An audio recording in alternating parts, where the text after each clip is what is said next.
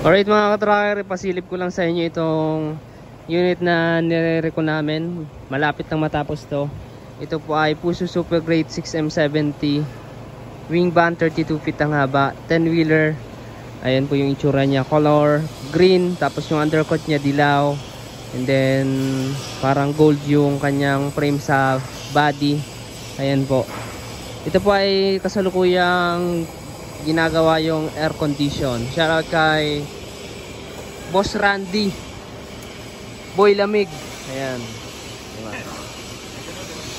Ayan po yung unit. Tapos yung windbreaker niya kulay puti. Multicolor po ito. Pati yung kanyang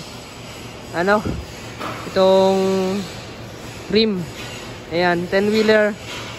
Ang sukat ng gulong nito 11R 22.5. 8 stud po ito. Tubeless. Ayan. Ito po yung itsura ng kanyang body. Wing van, aluminum corrugated.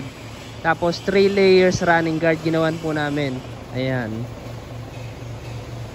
Stainless yung mga nito. Toolbox. Ayan. Solid yung kanyang chassis, sariwa. Ayan. Maganda yung chassis nito. Ito pa ay lip spring suspension. Ayan, Orig lip spring suspension. Hindi nga lang naka center bogie. Ayan. Ayan po. Tapos ginawan din sa likod ng running guard para maganda. Ayan, di ba?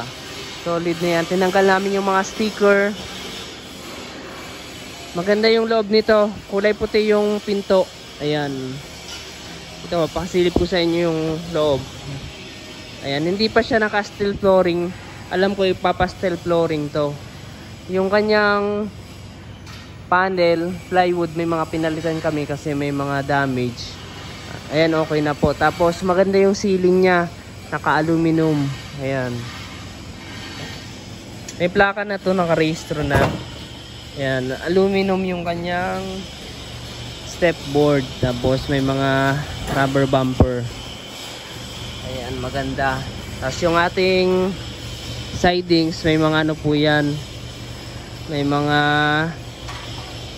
side spring. Makakapal yung mga gulong nito. Ayan, solid na. Dalawa yung tanke ng diesel natin. Lalagyan pa namin ng takip. In-orderan na pa namin. Dalawa yung toolbox niya. Ayan, toolbox rin yan mga ka-tracker. Stainless na 6M70. Yung pang ilalim niya na check na namin. Yung mga preno, ayan, check brake, check yung mga brake shoe, and then nirepack din yung kanyang mga bearing. Ayan, solid. Ito yung loob. Maganda yung kulay, metallic green.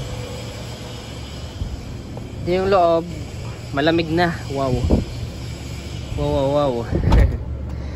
Yung odo nito 176,999. Ayan, kitang-kita nyo naman. Malamig na ang simoy. 7-speed manual transmission po ito. Ito po, dashboard namin, brand new na po yan. Hindi namin po kinonvert yan. Ito may konting damage lang. Tapos ito converted. May po siya. Meron siyang back bed. Complete electrical standard accessories itong unit. Maganda po yan, no? Hindi palyado yung ating makina. 6 cylinder straight. Ayan, pag 6M70 mga ka-tracker. Ayan, solid. Tapos kulang pa to sa linis. Lilinisan pa namin. Pogi na. Ayan mga ka-tracker, sa mga naghahanap ng Japan surplus truck, dito lamang kami sa Barangay Mambugdos, Bacoor, Cavite, Calipil Marketing Corporation. Diba? Pasilip ko sa inyo yung mukha. Lalagyan pa namin ng emblem yan, no? Kasi walang Puso emblem. Ayan, hindi pa nalagyan ng aming finishing. Pogi na yan, no? Diba? Oh. Recon unit. Recon may warranty. Huwag kayong mag-alala pag recondition dahil meron pong warranty yan, garantisado. Hindi kayo mamumroblema. Tapos tinetest drive pa namin yan. Test drive, pag may problema, balik sa production. Kapag okay na, yun, i-washing na namin yung makina, linis lahat, buo, pati loob ng body, and then release na. Ayan, di ba? Ang paggawa dito, inaabot ng 3 weeks to 1 month. Hindi matagal-tagal lang, pero ayan, solid naman kasi nagawa naman lahat, i-check lahat. Ayan, di ba? Maganda po yung under nito, di ba? Solid, di ba? Multicolor.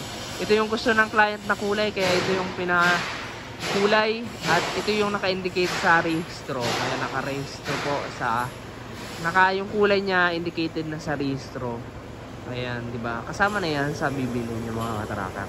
So dito lang po yan sa Calipin Marketing Corporation, Barangay Mangidos, Bacoor, Cavite. Bukas po kami ng Monday to Saturday, 8 AM to 5 PM.